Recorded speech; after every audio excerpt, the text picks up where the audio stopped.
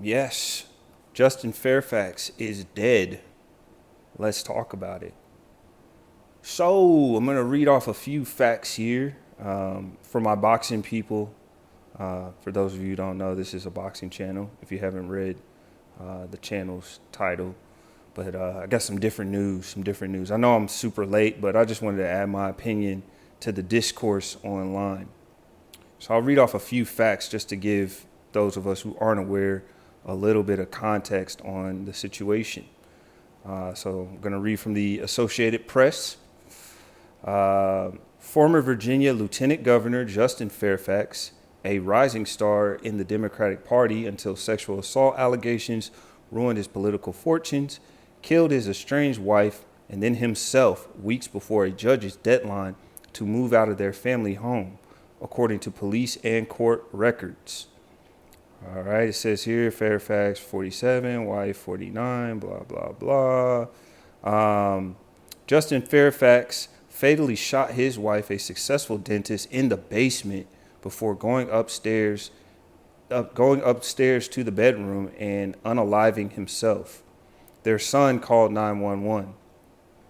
One of Justin Fairfax's longtime friends told the Associated Press that he had become increasingly despondent after his wife filed for divorce last year.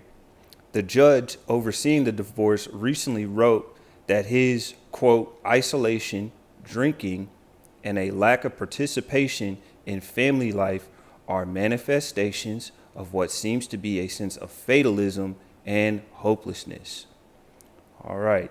So, why was Mr. Fairfax despondent? I think that that's important to bring up when we're discussing this situation. So, I'm going to switch over to Google AI, right? So this is a pretty woke source. This is not the manosphere. This is woke Google in the Bay Area, Silicon Valley. So I'm just reading off these facts. All right. So in February 2019, Dr. Vanessa Tyson, a politics professor and SA survivor advocate, publicly accused then Virginia Lieutenant Governor Justin Fairfax of sexually assaulting her in 2004. I got to get better at censoring myself. Whatever. I'll get better at this YouTube stuff. The allegation was one of two that emerged against Fairfax that year, significantly impacting his political career. All right. So, details of the allegation. Tyson alleged that Fairfax forced her to perform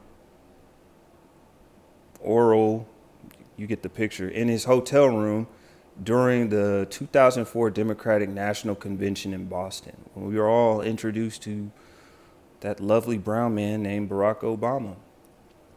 Tyson stated that she met Fairfax at the convention and agreed to go to his hotel room for fresh air, quote, fresh air, and retrieve documents, initially believing the interaction was social and consensual.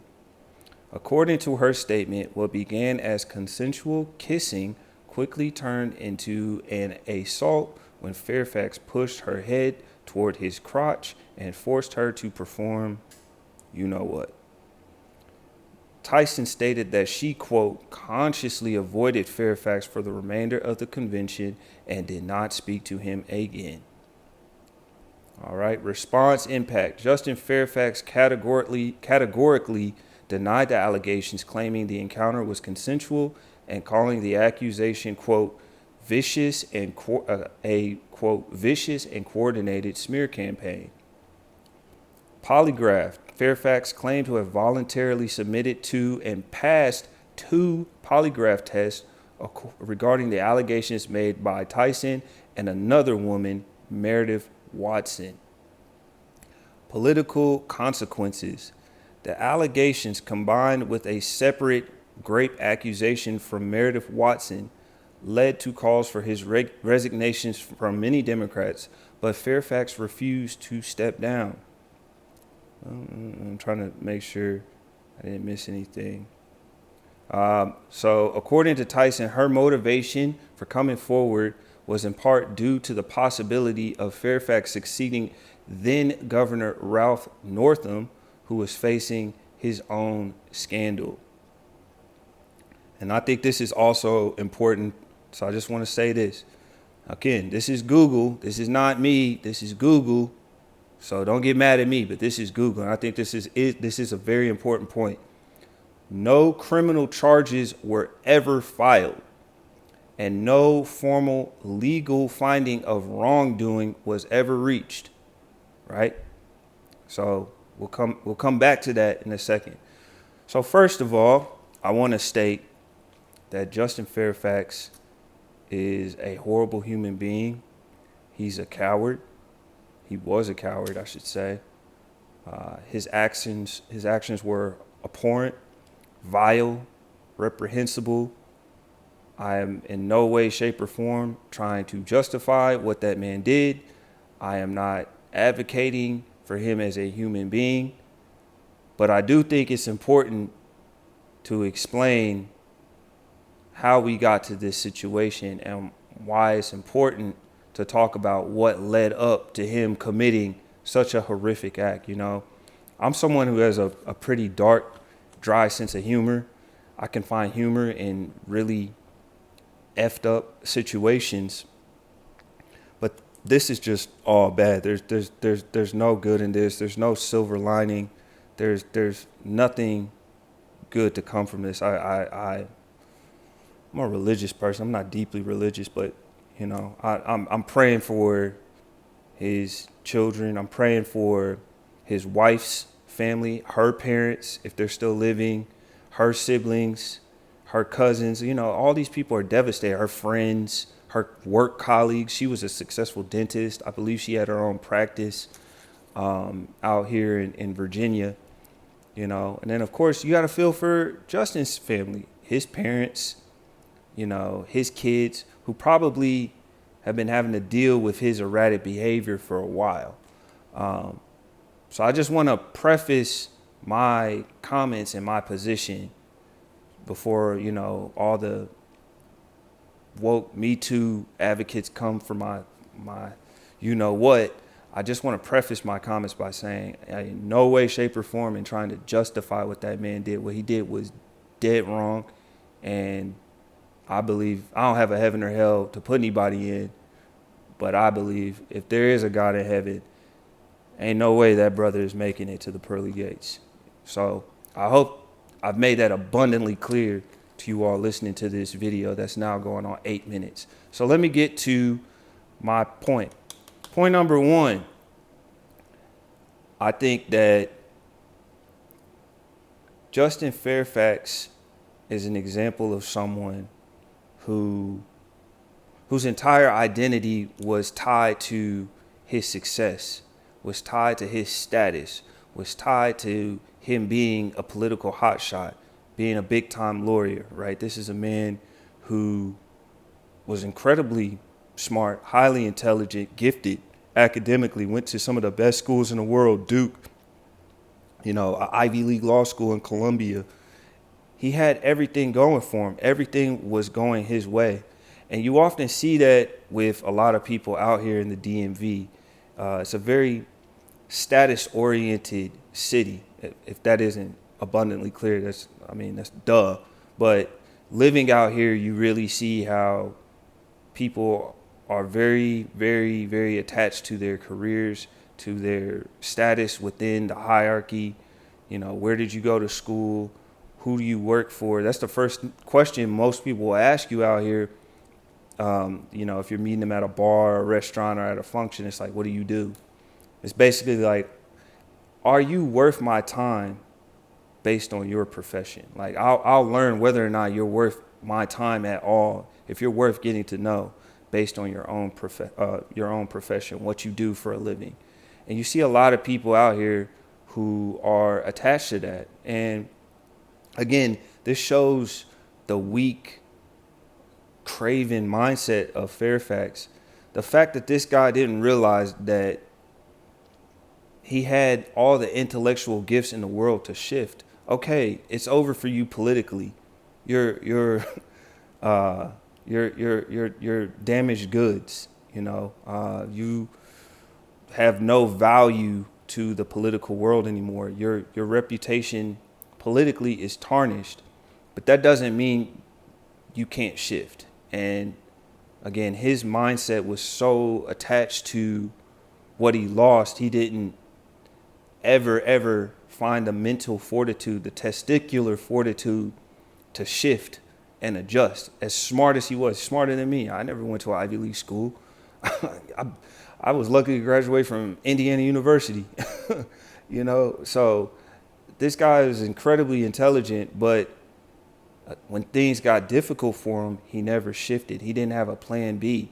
He was so determined to get his old life back, and he was living in the past, reminiscing over, you know, the glory days, if you will, what could have been, that he never shifted. There's all kinds of things that man could have done with his life. And so I could understand how his wife got fed up with him. Like, you don't want to be a man anymore. You just want to sit at home and drink all day. You know, there's reports that because him and his wife were living in separate sections of the house, that his quarters were filthy, unkempt. You know, there was wine bottles everywhere, dirty laundry everywhere. And it was just clear that this man had sunken into such a deep depression and felt that there was no way out. And he gave up. He quit, right? There's no other way to put it. The man quit. He showed mental weakness. He showed a fragility of the mind.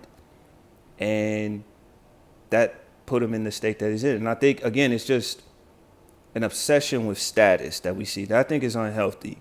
So that's one point I wanted to make. I'm trying to write this stuff down. But here's where I want to shift, man. Here's where I want to shift. I'm a big believer in the notion that two things can be true simultaneously. Two things can be true at the same time. And as I stated earlier, I'm not going to repeat all that again. I in no way, shape, or form condone what Mr. Fairfax did to his wife, Serena. May she rest in peace. And I genuinely mean that. It's just awful what happened to her. But can we ask the question, would that man have been in that position? Would he have been in that mental state had it not been for those unsubstantiated allegations? Again, these are not Cameron's words. This is Google AI, right? This is the woke AI. I was about to say something crazy. Let me stop before I get canceled.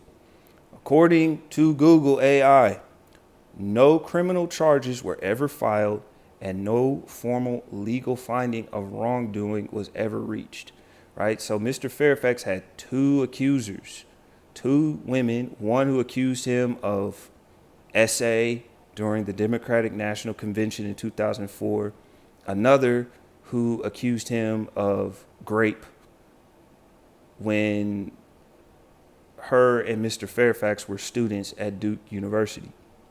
Neither one of these women ever sought to file any sort of criminal complaint, any sort of report with law enforcement. They never sought to have this man held accountable in a court of law, right? They never went to the civil courts and sought to have him held liable for his actions under civil law.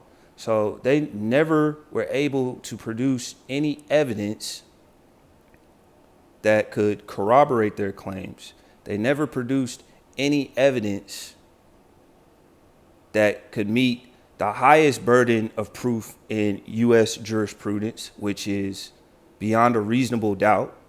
And when we talk about beyond a reasonable doubt, there are rulings and you know, lots of legal writings by judges that say that even if you have a scintilla of doubt, you should not convict someone. You should not deprive them of their right to life, liberty, or the pursuit of happiness, right? That's the law, right?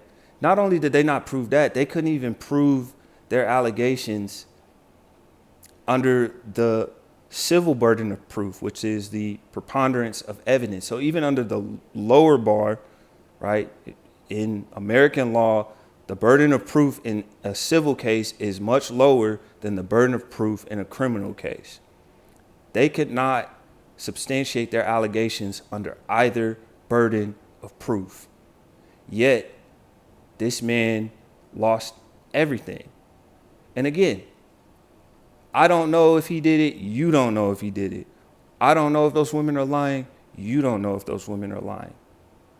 All we know is that he was accused, and without any sort of due process, without allowing this man to have his day in court, he lost everything. He had his whole career taken from him that he had worked his entire life for. He lost his family. He lost his house. He lost his job at a fancy law firm. He became, a persona non grata within the political world, the DMV area, right? Everybody here knows about it. And of course, when a man loses everything and hits rock bottom, his whole disposition can change. And I say this as someone who's dealt with depression, like a lot of you have. I'm not trying to act like I'm the only one. And he wasn't the only one. And again, as I stated earlier, he should have been strong enough to shift and adjust, and he didn't, right? But any of you who have dealt with depression, especially as a man, when you feel like you've lost everything, when you feel like there's no way out, there's no light at the end of the tunnel, it can send you to some dark, dark places.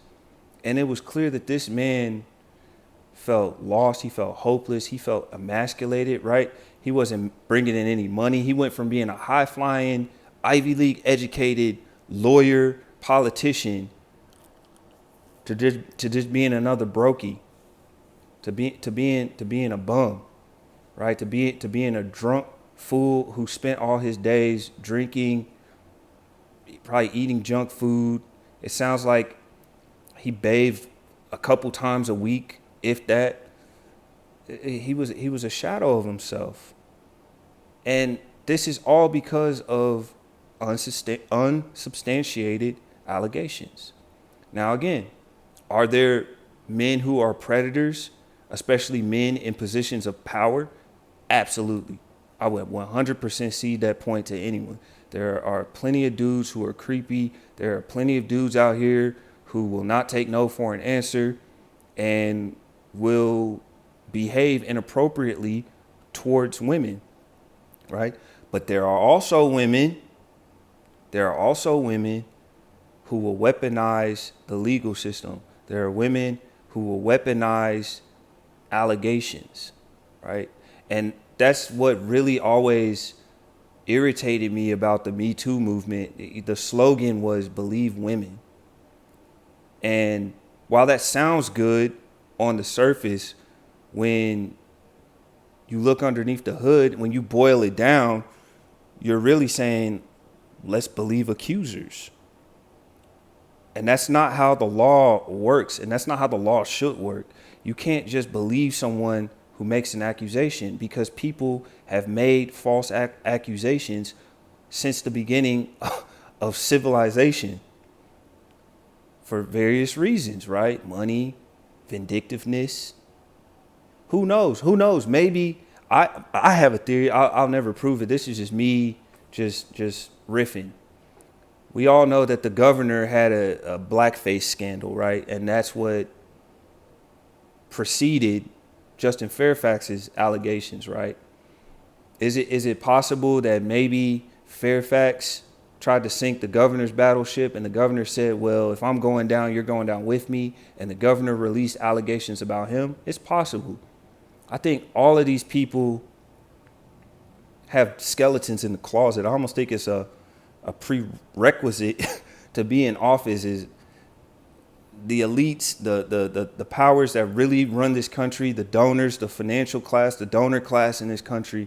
They want to have something on you, something you did that if you act up, if you cross the line, If you don't tap dance the way we tell you to tap dance, we're going to sink your battleship. That's possible.